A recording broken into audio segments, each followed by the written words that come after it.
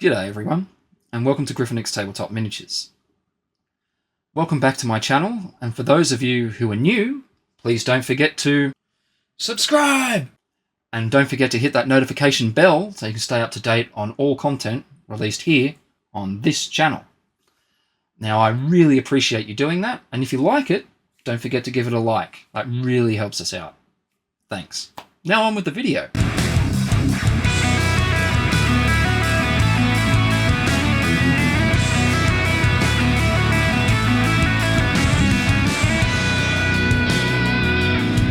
In this video, we'll be having a look at the Scorpius missile tank for Warhammer the Horus Heresy. It's one of my favourites. Let's check it out. Now, if you wanted an unboxing, I already have one on the channel. Check it out. Should be in a playlist with this video. Anyway. Here's the completed thing. I did record making it, as I did...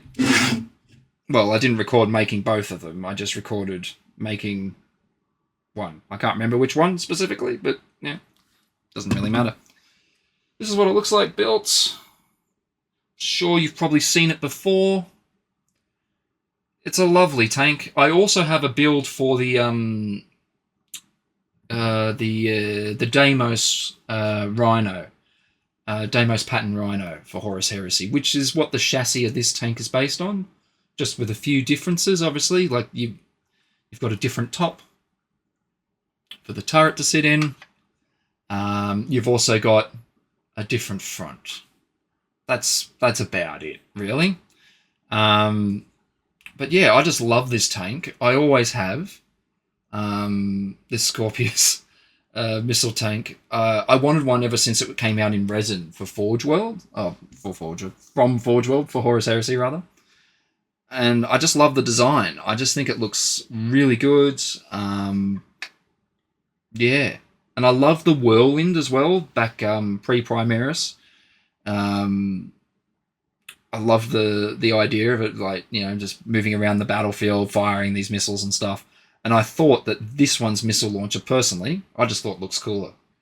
So, yeah, I was pretty set on getting one of these from Forge World back in the day when I was in high school. However, never came to be.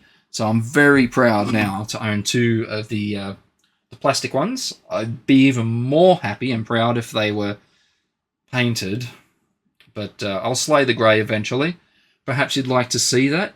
If you are interested in that, let me know down in the comments below. And that could be arranged.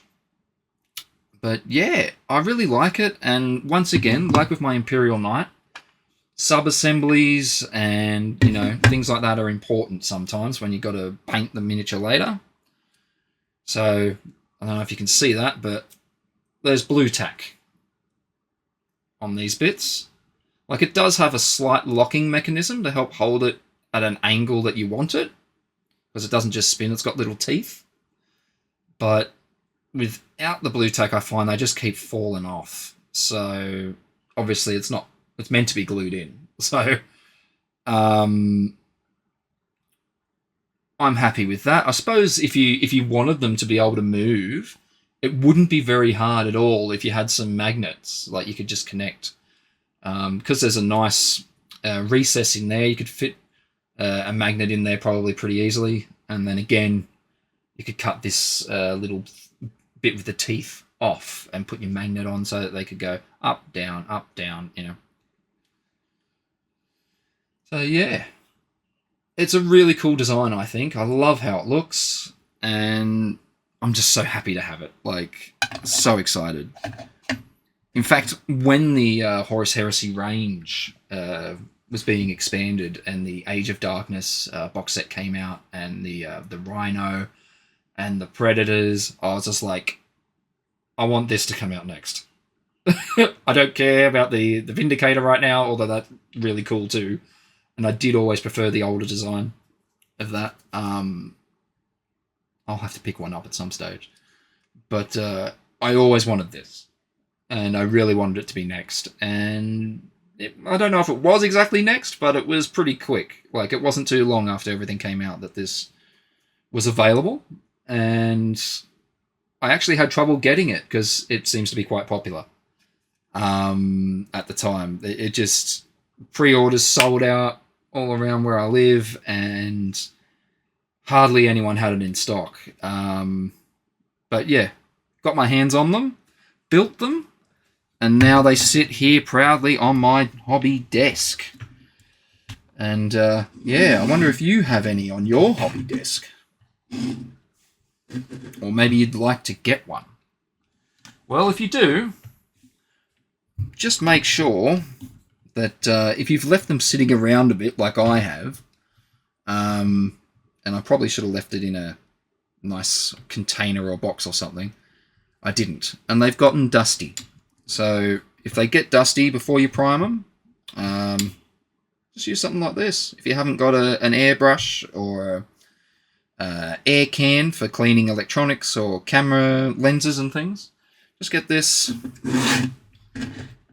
take this off, and just go around the miniature gently, you know, dusting it off all the surface areas.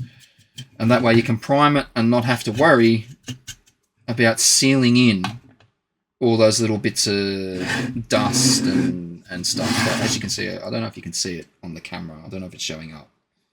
But there's quite a little bit of dust on some of these.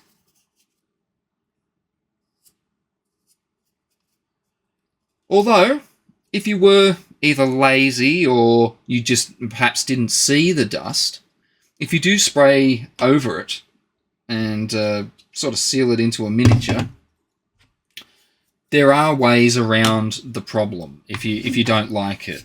You can just make it part of the weathering for the tank, as though it's bits of grime and stuff that have built up on the surface of the armor or something. You know, it's basically... Sorry, let me get the camera about right. There.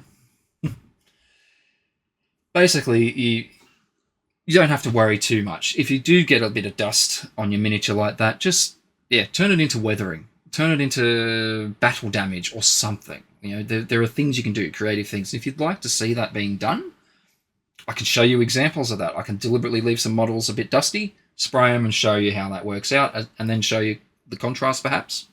Maybe. If you're interested, let me know down in the comments below. And if you'd like to see me paint these for my 2nd Legion Storm Griffins, feel free to let me know.